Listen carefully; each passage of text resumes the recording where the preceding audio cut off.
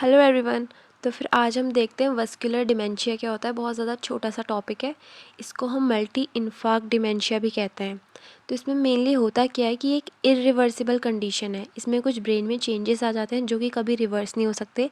जैसे कि इसमें होता ये है कि ब्लड क्लॉट बन जाता है हमारी आर्टरीज़ में, और अगर मतलब सेरिब्रल आर्टरीज़ में, अगर सेरिब्रल आर्टरीज़ में ब्लड क्लॉट बन गया है, थ्रोम्बस हो सकता है, एम्बोलस हो सकता है, तो क्या हो जाएगा, ऑक्लूजन हो जाएगा, वहाँ पे ब्लड फ्लो नहीं होगा और जो ब्रेन के टिश्यूज़ हैं वो डैमेज होने लग जाएंगे।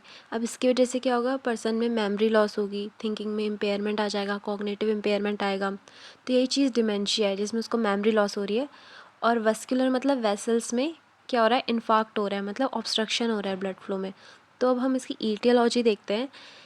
हो सकता है कि स्मॉल स्ट्रोक के अटैक्स आए, स्टमिक अटैक्स आते हों पर्सन को, एडवांस एज है, या फिर सेरिब्रल एम्बोलाई है या थ्रोम्बस की वजह से। एम्बोलाई और थ्रोम्बस में क्या होता है, जो एम्बोलाई होता है वो फ्री फ्लोटिंग होता है सर्कुलेशन में, मतलब कहीं से भी आ सकता है बॉडी के किसी भी पार्ट से कहीं पे भी। और थ्रोम्बस क्या होता है, वो लोकलाइज होता है, उसी जगह पे वो बिल्डअप हो जाता है। वो कुछ भी चीज़ हो सकती है, प्लाक, किसी भी फैटी डिपोजिशन। फिर डायबिटीज़ वाले पेशेंट को भी बहुत ज़्यादा चांसेस होते हैं वस्कुलर डिमेंशिया होने के। हार्ट डिजीज़ वाले पेशेंट को, जिनका हाई कोलेस्ट्रॉल लेवल है, और हाइपरटेंसिव पेशेंट्स को, ट्रांजिएंट स्टमक अटैक्स आते हैं जिनको, तो इन पेशेंट्स में बहुत ज़्यादा चांसेस रहते हैं। अब साइन एंड सिम्टम्स क्या होते हैं, पेशेंट बहुत ज़्यादा कंफ्यूज रहता है, वेंडरिंग बिहेवियर होता है पेशेंट का, घर छोड़ के चल जाएंगे कहीं भी और उनको याद नहीं रहेगा कुछ। लेग और आर्म्स में बहुत वीकनेस होगी, न्यूरोलॉजिकल सिम्टम्स भी आ सकते हैं बहुत सारे, स्लर्ड स्पीच होगी, और उनको रीसेंट जो मेमोरी होती है ना उसमें प्रॉब्लम होगी, जैसे अभी अभी किसी ने कुछ बोला तो वो तुरंत भूल जाएंगे। Loss of bladder and bowel control होगा। इनएप्रोप्रिएट इमोशनल रिएक्शन, जैसे कि आपने कुछ ऐसी बात बताई जिसमें कि रोना चाहिए था सामने वाले पर्सन को पर वो हंस रहा है, तो इनएप्रोप्रिएट उसने इमोशनल रिएक्शन दिखा दिया। फिर प्रॉब्लम होगी उनको मनी हैंडलिंग करने में, क्योंकि चीज़ें याद नहीं रहेंगी। डिफ़िकल्टी होगी इंस्ट्रक्शंस फॉलो करने में, डिप्रेशन होगा, सेल्फ एस्टीम डाउन हो जाएगी क्योंकि उनको कुछ याद नहीं रह रहा है।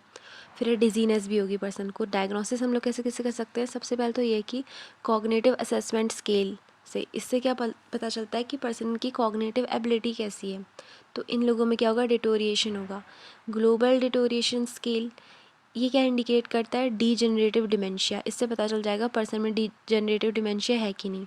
मिनी मेंटल स्टेटस एग्जामिनेशन भी कर सकते हैं।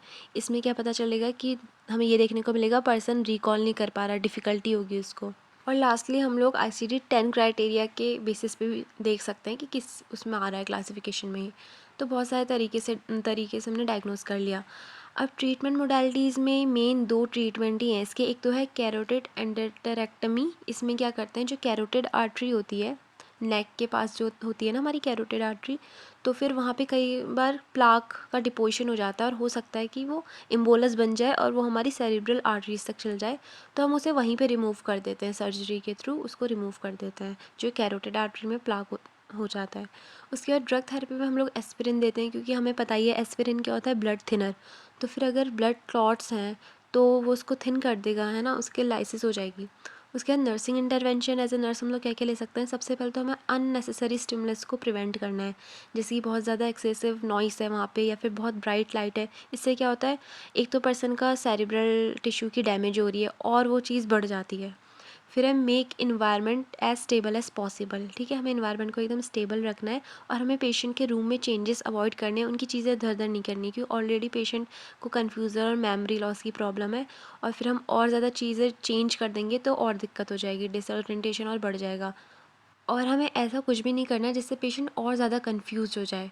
जैसे कि मैंने अपनी डिमेंशिया की पहली वाली वीडियो में सब कुछ बता रखा है कि हमें कैसे क्या करना है। जैसे कि रूम पे भी हमें बड़े बड़े कैलेंडर्स लगाने हैं जिसमें एक पेज पे एक ही डे के बारे में लिखा होगा, और भी बहुत सारी चीज़ बताई है। तो अगर आपको उसको अच्छे से पढ़ना है तो वो वाली वीडियो देख लेना। और हमें क्या करवाना है, पेशेंट को रेगुलरली ओरिएंट करवाते रहना हर चीज़ से, ताकि उनकी जो एंग्जाइटी है वो रिड्यूस हो और उनकी सेल्फ एस्टीम बढ़े। और उसके बाद बस इतना सा ही टॉपिक है ये। बस एक चीज़ और इम्पॉर्टेंट है कि जो हमारा वर्ल्ड डिमेंशिया डे है वो कब आता है, तो वो आता है 21 सितंबर को।